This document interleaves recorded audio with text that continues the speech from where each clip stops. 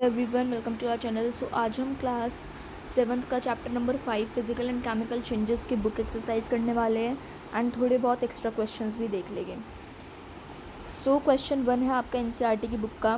Classify the changes involve in the following processes as physical and chemical changes. आपको इन changes को, इन processes को फिजिकल एंड केमिकल चेंजेस में basically classify करना है। फोटोसिंथेसिस के अंदर ये आपका एक केमिकल चेंज होगा, क्योंकि उसके अंदर आप कार्बन डाइऑक्साइड एंड वाटर उससे मिलाकर आप बेसिकली एक ग्लूकोज बना रहे हो, ठीक है। एंड ग्लूकोज से आप वापस से कार्बन डाइऑक्साइड एंड वाटर नहीं बना सकते हैं। डिज़ोल्विंग शुगर इन वाटर, मैंने क्या बताया था, कुछ भी, चाहे आप पानी में कुछ भी मिक्स कर रहे हैं, शुगर कर रहे हैं, सॉल्ट कर रहे हैं, तो आपका एक फिजिकल चेंज ही होगा। बर्निंग ऑफ कोयले का जलना, किसी भी चीज़ का बर्निंग आपके सामने आए तो वो आपका एक केमिकल चेंज ही होगा। मेल्टिंग ऑफ वैक्स, मेल्टिंग जहाँ पर वर्ड आ जाए ना, मेल्टिंग एंड बर्निंग में ये बहुत ध्यान रखना। मेल्टिंग आपका जहाँ भी आ जाए वह आपका होगा फिजिकल चेंज, एंड जहाँ आपका बर्निंग वर्ड आ गया तो वो तो आपका बस केमिकल चेंज है, ठीक है। And beating aluminium to make aluminium foil, आप एलुमिनियम को बीट कर रहे हैं, उसे मार रहे हैं, ठीक है, तो वो एक एलुमिनियम फॉयल बनेगा। तो उसकी भी सिर्फ शेप में चेंज आ रहा है, इसी वजह से फिजिकल चेंज है। फूड का डाइजेशन केमिकल चेंज है। अब आपको state whether the following change statements are true और false. In case a statement is false, write the corrected statement in your notebook. आपको बेसिकली ट्रू एंड फॉल्स यहाँ पर बताना है, एंड अगर स्टेटमेंट आपकी फॉल्स है तो उसकी करेक्ट स्टेटमेंट भी आपको बतानी है। Cutting a log of would into pieces is a chemical change, ये तो बिल्कुल गलत है, क्योंकि आप सिर्फ उसे कट ही तो कर रहे हो, उसकी शेप में चेंज कर रहे हो, ठीक है। Cutting a log of would into pieces is an irreversible physical change. Formation of manure from leaves is a physical change, ये भी गलत है, क्योंकि आप मेन्योर बना रहे हो लीव्स से। मतलब इसे ना ऐसे करके सोचा करो कि आप मेन्योर से फिर लीव बना सकते हो, नहीं बना सकते हैं, तो फिर ये क्या है, केमिकल चेंज है, ठीक है। Iron pipes coated with zinc do not get rusted easily, ये आपका कौन सा प्रोसेस था, ये आपका गैल्वेनाइजेशन, आपकी बुक में बताया गया था गैल्वेनाइजेशन। जब भी आप लोहे के ऊपर जिंक की लेयर चढ़ा देते हो तो उसे रस्ट, उसके ऊपर जंग लगना बड़ा ही मुश्किल हो जाता है। Iron and rust are the same substances, iron and rust दोनों एक ही चीज़ है? नहीं, ये तो बिल्कुल अलग अलग चीज़ है। रस्ट तो बल्कि आयरन का ऑक्साइड फॉर्म होता है, ठीक है। And condensation of steam is not a chemical change, steam का कंडेंसेशन एक केमिकल चेंज नहीं है, ये तो ठीक बताया गया है। अगर केमिकल चेंज नहीं है तो ये किसकी बात कर रहा है, फिजिकल की बात कर रहा है। कंडेंसेशन ऑफ स्टीम है ही नहीं एक केमिकल चेंज, तो ये आपका ट्रू होगा। Fill in the blanks in the following statement, आपको इन स्टेटमेंट्स के अंदर फिल इन द ब्लैंक्स भरना है। When carbon dioxide is passed through lime water, it turns milky due to the formation of calcium carbonate. जब आप carbon dioxide को lime water में पास करते हैं, कार्बन डाइऑक्साइड को जब आप लाइम वाटर के अंदर पास करते हैं तो तब क्या बनता है, calcium carbonate. And calcium carbonate जो है वो मिल्की होता है, दूध से रंग का वो होता है। तो ध्यान रखना है आपको, जब आप कार्बन डाइऑक्साइड लाइम वाटर के अंदर, आपके पास लाइम वाटर है, ठीक है, एंड उसके अंदर आप फूंक मार रहे हैं, क्योंकि हमारी बॉडी क्या रिलीज़ करती है, कार्बन डाइऑक्साइड, तो वो आपका एक कैल्शियम कार्बोनेट ही बनेगा एंड वो मिल्की टर्न हो जाएगा। बेकिंग सोडा का केमिकल नेम क्या है, बेकिंग सोडा का केमिकल नेम है sodium hydrogen carbonate, sodium hydrogen carbonate. तो जब कार्बन डाइऑक्साइड को लाइम वाटर से पास करते हैं तो वो मिल्की हो जाता है एंड किसके फॉर्म ले लेता है, कैल्शियम कार्बोनेट की। एंड बेकिंग सोडा का केमिकल नेम है सोडियम हाइड्रोजन कार्बोनेट। दो मेथड्स हमें रस्टिंग ऑफ आयरन के बताने हैं, जिससे कि हम रस्टिंग ऑफ आयरन से बच सकते हैं। painting and galvanization. Changes in which only dash properties of a substance change are called physical changes. Physical changes के अंदर सिर्फ सब्सटेंस के फिजिकल प्रॉपर्टीज़ ही में ही चेंज आता है. अब ऐसे चेंजेस जिसके अंदर नए सब्सटेंसेस फॉर्म होते हैं वो होते हैं आपका केमिकल चेंजेस. अब question 4, when baking soda is mixed with lemon juice, bubbles are formed with the evolution of a gas. What type of change is it? जब बेकिंग सोडा को आप लेमन जूस के अंदर मिक्स करते हो, baking soda लिया आपने, घर में इजीली अवेलेबल होता है, एंड आपने नींबू पानी लिया, ठीक है. जब आपने इन दोनों चीज़ों को मिक्स कर दिया तो आप देख रहे हो कि बबल्स फॉर्म हो रहे हैं एंड एक गैस रिलीज़ हो रही है. तो किस तरीके का ये चेंज होता है वो आपको एक्सप्लेन करना है. तो पॉइंट्स में आंसर लिखेंगे तो वो ज़्यादा ठीक रहेगा. When baking soda sodium bicarbonate, sodium hydrogen carbonate आप लिखेंगे यहाँ पर, is mixed with lemon juice. Sodium hydrogen carbonate आपको लिखना है, ठीक है. सोडियम हाइड्रोजन कार्बोनेट को जब आप सिट्रिक एसिड के साथ मिक्स करेंगे, क्योंकि लेमन जूस के अंदर कौन सा एसिड होता है, सिट्रिक एसिड प्रेजेंट होता है, तो वहाँ पर एक केमिकल चेंज होगा, ठीक है. एंड बेकिंग सोडा के कैसा होता है, बेस होता है वो. बेकिंग सोडा क्या होता है, बेस होता है, एंड लेमन जूस के अंदर सिट्रिक एसिड होता है, ये आपका एक एसिड होता है. तो एक केमिकल चेंज होगी. इस रिएक्शन के अंदर नए सब्सटेंसेस बनेंगे, जैसे कि कार्बन डाइऑक्साइड फॉर्म होगी और हीट इवॉल्व होगी. हीट इवॉल्व होगी तो मतलब यहाँ पर एक एक्सोथर्मिक रिएक्शन भी हमें देखने को मिल रही है, हीट रिलीज़ हो रही है, तो ठीक है. तो आपको बस यहाँ पर क्या पूछा गया था, किस तरीके का ये चेंज है, और एवोल्यूशन ऑफ गैस, कौन सी गैस यहाँ पर निकलेगी, कार्बन डाइऑक्साइड गैस यहाँ पर निकलेगी. So this change is chemical and irreversible. ये केमिकल चेंज है और इरिवर्सिबल चेंज है. Lemon juice and baking soda, lemon juice के अंदर citric acid and baking soda के अंदर सोडियम हाइड्रोजन कार्बोनेट आप लिख लेना, या फिर बाइकार्बोनेट मत लिखना, सोडियम हाइड्रोजन कार्बोनेट लिखना. तो क्या बनेगा, sodium citrate, carbon dioxide, water and heat, ये चीज़ें आपकी निकलेगी. तो ये आपका एक क्या आ रहा है, केमिकल चेंज ही तो आ रहा है, आप इसे रिवर्स नहीं कर सकते हैं. That's why it is chemical change and irreversible change. जब भी एक कैंडल बर्न करती है तो ये देखो दोनों तरीके के चेंजेस इसके अंदर होते हैं. अब आपको इन चेंजेस को आइडेंटिफाई करना है और कुछ दूसरा एग्जांपल बताना है इसी फैमिलियर प्रोसेस का, in which both the chemical and physical changes take place. तो physical change and chemical change. अब एक जो आपकी कैंडल है वो दोनों चीज़ें कैसे शो कर लेती है, तो देखो फिजिकल एंड केमिकल चेंजेस इसके अंदर दोनों ही होते हैं. The melting of wax is a physical change because on cooling the melted wax becomes solid again. यहाँ पर कैंडल के अंदर फिजिकल चेंज क्या है, जो आपके मोम है, ठीक है, जो ये आपका वैक्स है, ये बेसिकली पिघल रहा है, ठीक है. मेल्टिंग मैंने क्या बताया था, मेल्टिंग आपका हमेशा क्या होता है, फिजिकल चेंज होता है, मेल्टिंग ऑफ वैक्स. एंड जो आपका वैक्स बर्न कर रहा है वो आपका केमिकल चेंज है. Melting of wax physical change and burning of wax is chemical change. अब देखो ये जो आपकी ये लगी रहती है, तो ये तो आपकी इसकी हाइट छोटी हो रही है ना, ये बर्न कर रही है, तो ये क्या है आपका केमिकल चेंज. एंड जो ये आपका मोम पिघल रही है, ये तो आपकी फ़िज़िकल चेंज है, क्योंकि जो ये आपकी मोम पिघल रही है आप इसे फिर से इससे एक मोमबत्ती बना सकते हैं, ठीक है. तो ये आपका क्या है, ये है आपका फ़िज़िकल चेंज, ये भी फ़िज़िकल है. एंड ये जो आपका ये बर्न कर रहा है ये है आपकी केमिकल चेंज.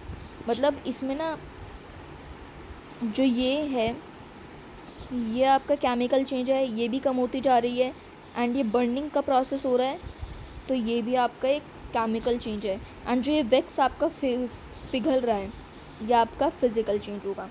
तो कंक्लूज़न क्या है, दोनों ही केमिकल एंड फिज़िकल रिएक्शंस यहाँ पर होती है जब भी ये कैंडल बर्न करती है. कुकिंग ऑफ फूड एक दूसरा एग्जाम्पल है जिसके अंदर केमिकल एंड फिज़िकल चेंजेस दोनों होती है. क्योंकि देखो raw vegetables getting cooked is a chemical change, and changing of water of the vegetables into steam is a physical change. तो आपसे देखो एक और एग्जांपल ऐसे पूछा गया था, तो वो हमने बता दिया कि जब हम खाना बनाते हैं तो वो आपके इसके अंदर भी केमिकल एंड फिजिकल दोनों चेंजेस होते हैं, क्योंकि जो आपके रॉ वेजिटेबल्स है, चलो जो कच्चे वेजिटेबल्स है वो तो पक जाते हैं, वो तो केमिकल चेंज हो गया, लेकिन जब आप वाटर उसके अंदर डालते हो तो वो स्टीम के अंदर जो कन्वर्ट होता है वो आपका एक फिजिकल चेंज हो गया। Question 6, how would you show that setting of curd is a chemical change?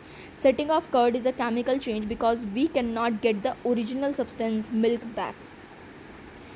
Setting of curd आपका एक केमिकल चेंज होगा क्योंकि जो आपका ओरिजिनल सब्सटेंस है, मतलब जो आपका मिल्क है, आप उसे वापस नहीं ले सकते हैं।